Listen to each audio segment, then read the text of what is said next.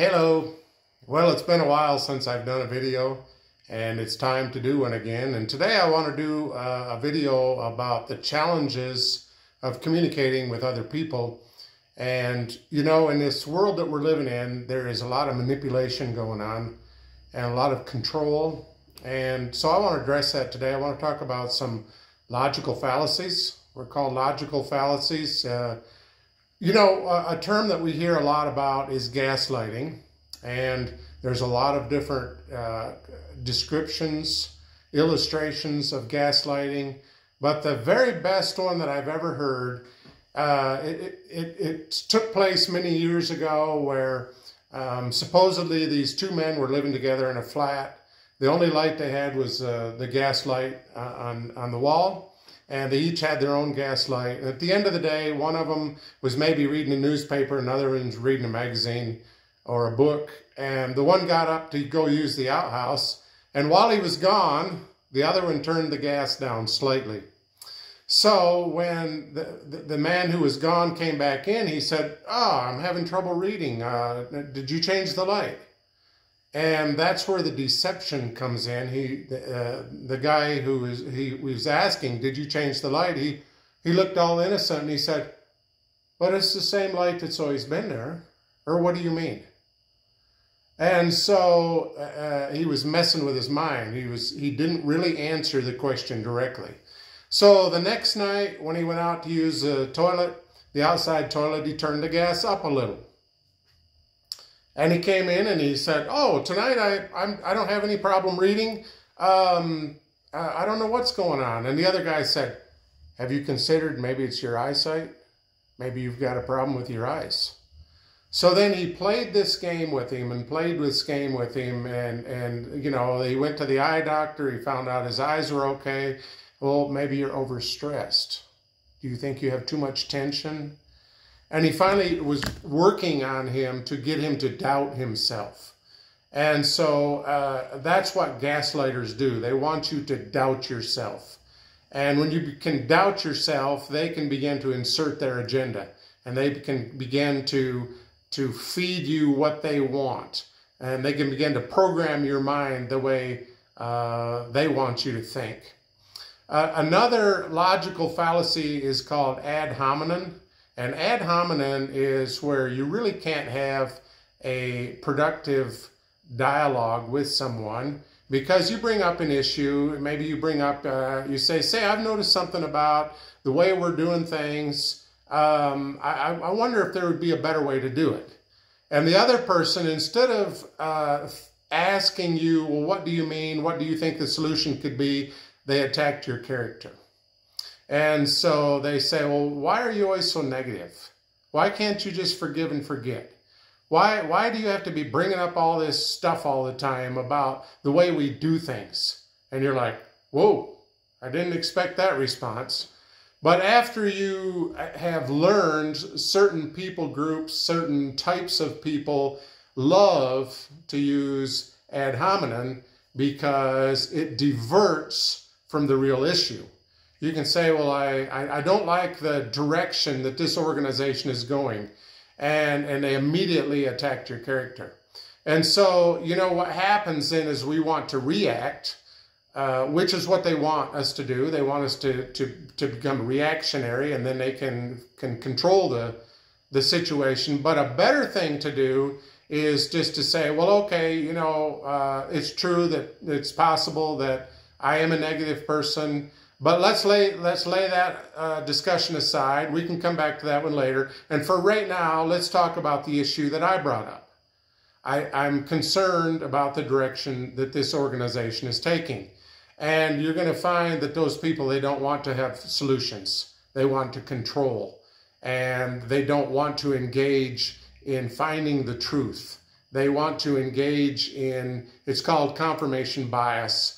They want to engage in finding reasons that what they've chosen to believe is okay, and finding reasons for them to stay in control. And so it's incredibly difficult. And there are people that I'm convinced they don't even know that they are engaging in a logical fallacy. It's just been the culture of the group. And so it's just the normal response to their unwillingness to discuss the hard issues and their unwillingness to question what they have been taught to believe all their lives. And so with those kinds of people, it's incredibly difficult. It's incredibly difficult to have a meaningful conversation because it's going to circle back around and they're going to point their fingers at you time and time and time again. They don't want to face the issue. They don't want to have a discussion and find solutions to the problems. Another logical fallacy is called the straw man argument. And in the straw man argument, they shift it slightly to where it kind of looks like what you're discussing, but it's not. And so somebody might say, well, Stuart, do you prefer dogs more or cats more? And I say, well, that's a hard decision, but if I could only have one, I think I would pick dogs. And then they say, why do you hate cats so much? You see, it's not even logical. Because I was given the choice and then I was accused of something that I never said. But it appears to, a straw man is like a scarecrow in the garden.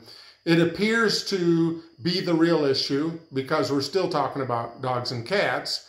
But the fact is, it's not the real issue. It's a stuffed shirt and they're bringing up something. And so, once again, you have to bring it back, you know, you have to bring it back to the truth. And you say, I never said that I didn't like cats.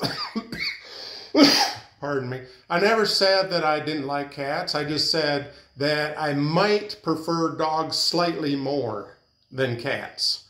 And so you have to hold your ground with those kind of people because they have accusations inside and they want to project that accusation on you. And the last one that I'm going to talk about today is the culture of silence. Now, there's lots more. There's lots more manipulative tactics. But the culture of silence is where you bring up an issue and the other person just smiles.